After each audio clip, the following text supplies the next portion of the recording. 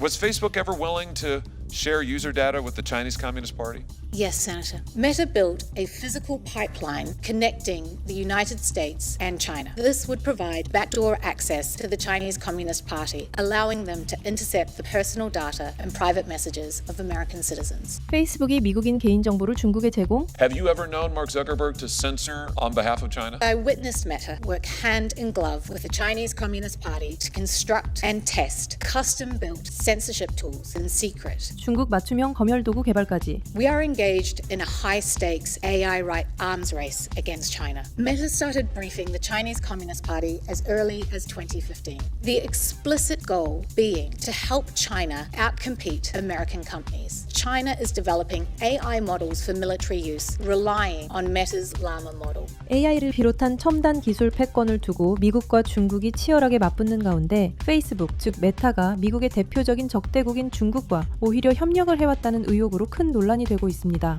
마크 저커버그 아래에서 일하던 핵심 인물인 사라 윈 윌리엄스는 내부에서 본 중국 관련 진실을 밝히기 위해 상원 청문회에 출석했고, 메타는 이 증언을 막기 위해 협박과 온갖 법적 조치까지 동원했습니다. 2018년 청문회에서 마크 저커버그가 중국에서 사업을 하고 있지 않다고 증언했기 때문이었는데요. 그럼에도 불구하고 윈 윌리엄스는 메타가 중국 공산당을 위해 2015년부터 비밀리에 일해왔다는 사실을 폭로했습니다. Facebook Meta issued a statement again last night saying that they don't do business in China. Is that true?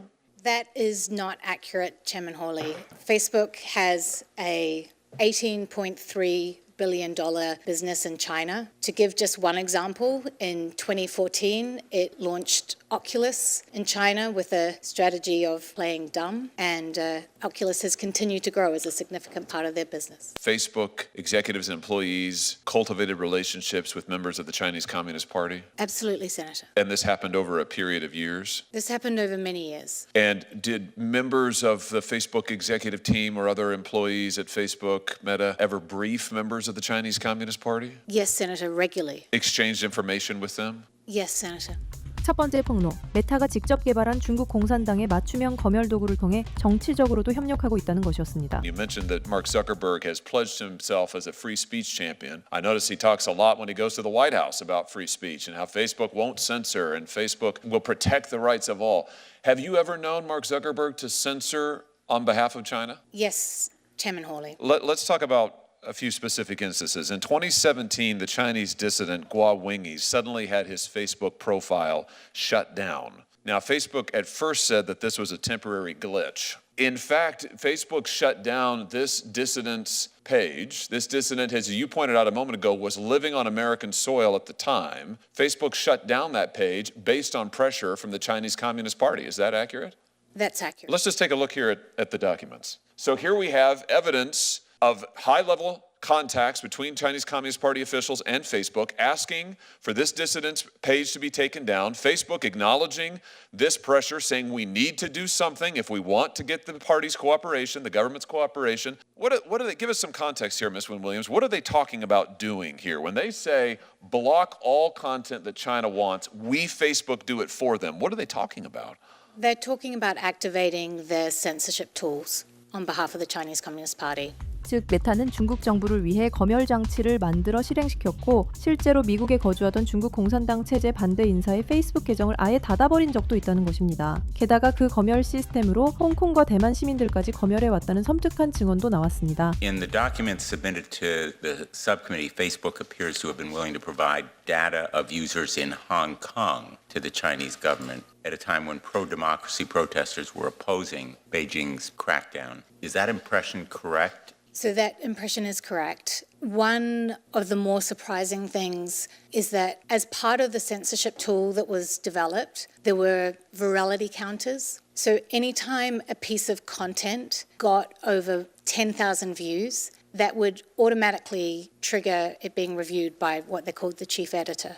What was particularly surprising is that the virality counters were not just installed, but activated in Hong Kong and also in Taiwan.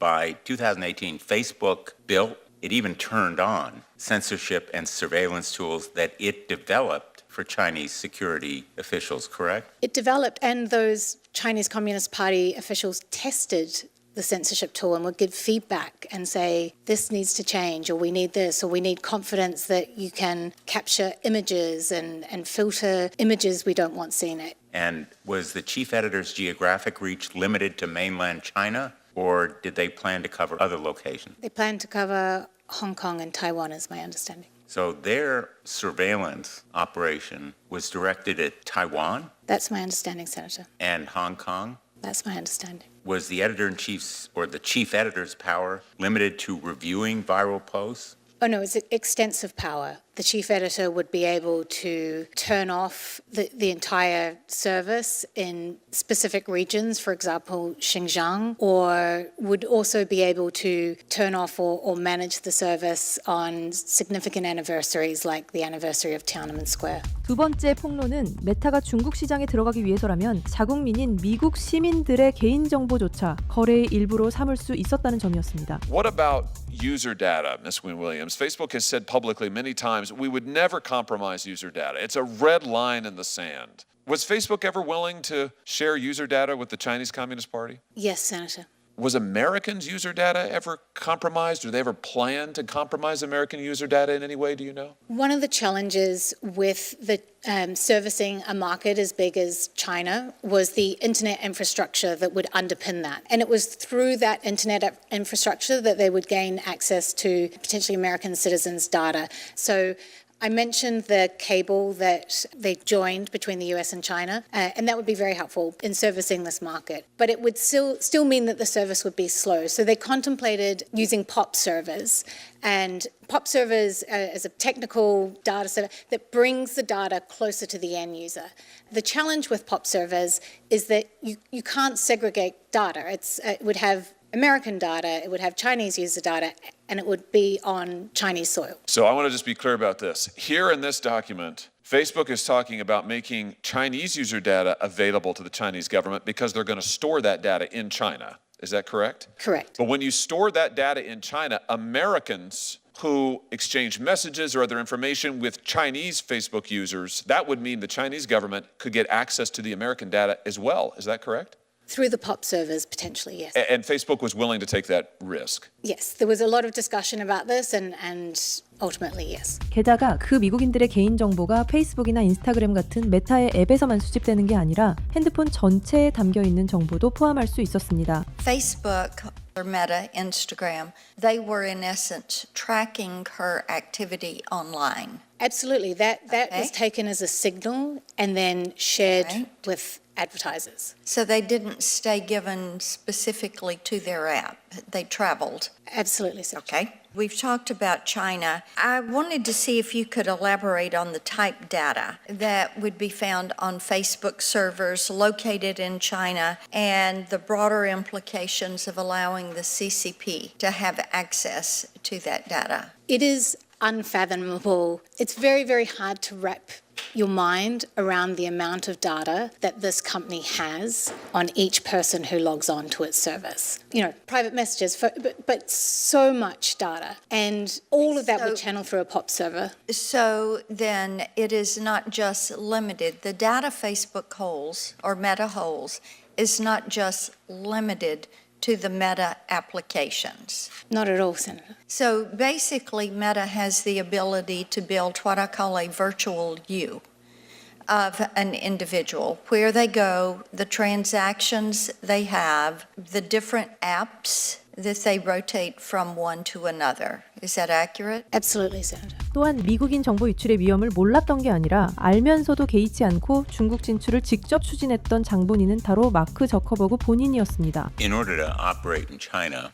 Chinese law requires that security services are allowed access to any data hosted within the country. Did any of Facebook's security team or its engineers raise concerns to management about Americans' private information being exposed to Chinese spying?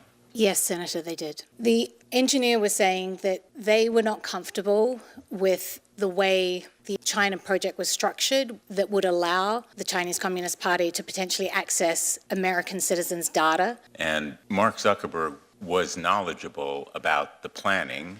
Do you know whether he was knowledgeable about the risks as well? My understanding is that the risk is the hardest part of the plan, so it's unthinkable that he was not aware of the risk.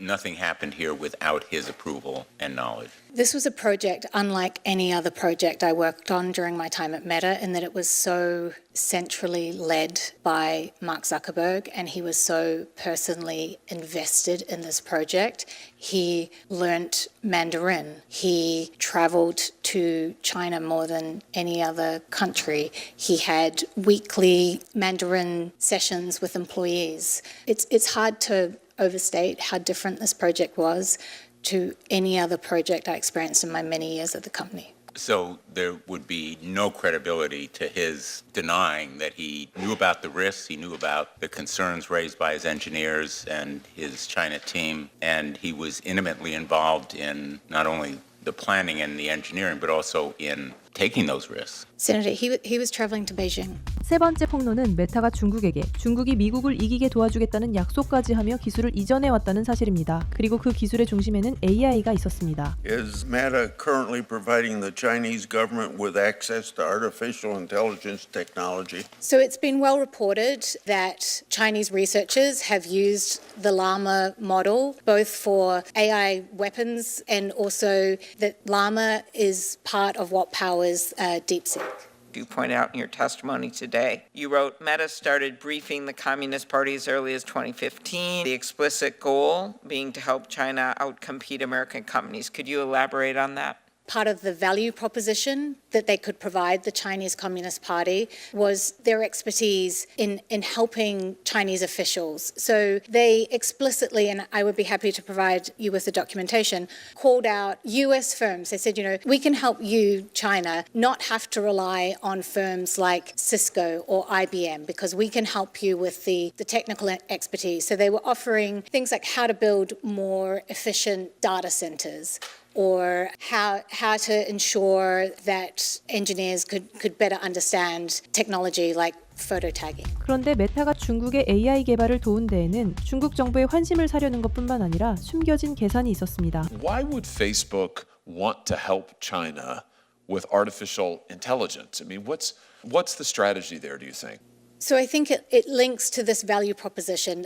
Meta has some of the best minds of a generation. This is over a period of time where China was rapidly trying to increase its own technological expertise and trying to grow its own homegrown technology companies. So it's incredibly valuable to have the brightest minds in the world show you how that technology works. And then at the moment, as you're aware, there's a debate in the AI community around whether open source models or closed models are more appropriate. And one of the considerations around that is national security. But it's not clear at this moment whether open source models or closed models will ultimately prevail.